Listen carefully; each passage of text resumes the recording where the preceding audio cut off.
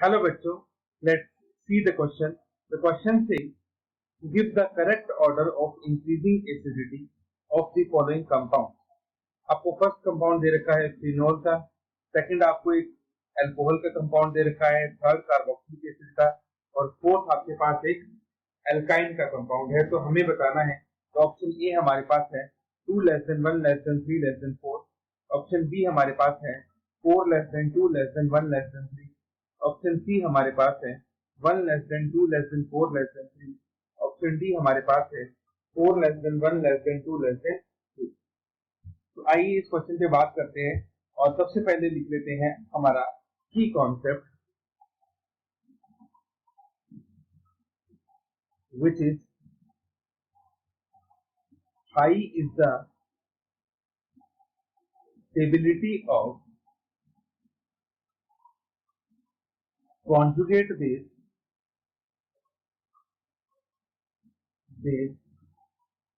more is the acidity।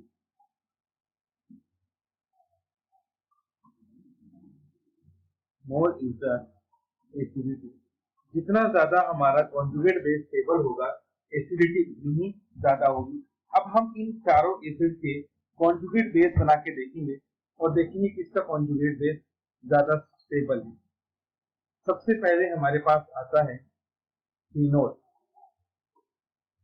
Phenol से जब हम OH रिलीज कर देंगे तो हमारे पास बनता है फिनोक्साइड आयन। इस फिनोक्साइड आयन में रेजोनेंस होती है इस तरह से,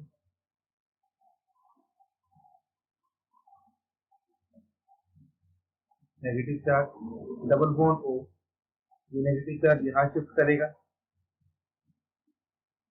आपका जो नेगेटिव चार्ज है वो आ जाएगा पैरा पोजीशन पे,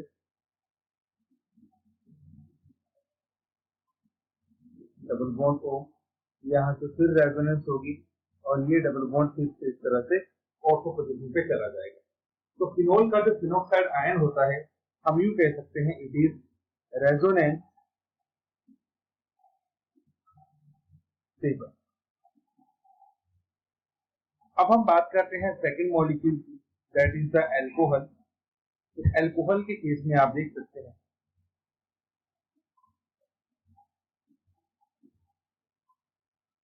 OH है, अल्कोहल से जब O माइनस निकलेगा, H पॉजिटिव निकलेगा तो ये बनाएगा एल्कोक्साइड आयन। तो एल्कोक्साइड आयन में देयर इज नो रेजोनेंस, तो मतलब इसकी स्टेबिलिटी कम होगी एज कम्पेयर टू फिनोल। अब हमारे पास थर्ड मॉलिक्यूल आता है जिसमें हमारे पास कार्बोक्सिलिक एसिड। वैसे भी ये एसिड है तो ऑब्वियसली बात है सबसे ज्यादा स्ट्रेंथ इसी की होगी, लेकिन फिर भी हम इसको प्रूव करेंगे। तो ये हमारे पास कार्बोक्सिलिक एसिड आ गया। जब कार्बोक्सिलिक एसिड से हम H पॉजिटिव को रिलीज करेंगे तो हमारे पास कार्बोक्साइलेट आयन बनता है। ये कार्बोक्साइलेट आयन फर्दर रेजोनेंस से स्टेबलाइज होता है इस तरह से, जिसमें हमारे पास ये स्ट्रक्चर बनेगा डबल बॉन्ड O। और अब हमारे पास लास्ट आता है जिसमें हम बात करेंगे एल्काइन की। तो एल्काइन के केस में कुछ इस तरह से हमारे पास ये बनता है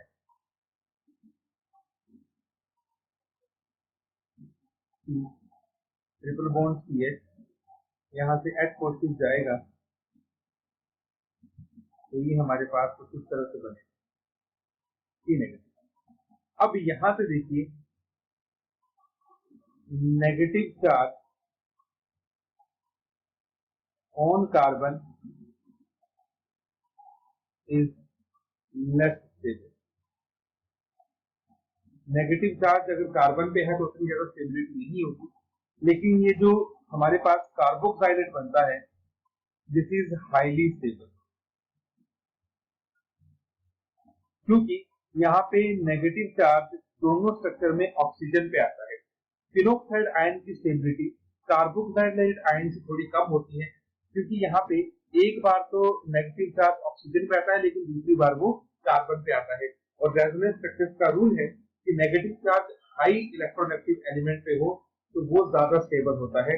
तो सबसे ज्यादा स्टेबल जो हमारे पास यहाँ पे आयन बनता है that is the carboxylate ion. सबसे ज्यादा स्टेबिलिटी, सबसे ज्यादा हमारे पास जो बनती है वो थर्ड की एसिडिटी बनती है, क्योंकि इसका कॉन्जुगेट बेस सबसे ज्यादा स्टेबल है। सेकंड नंबर पे हमारे पास फिनोल आता है। थर्ड नंबर पे हमारे पास अल्कोहल आता है।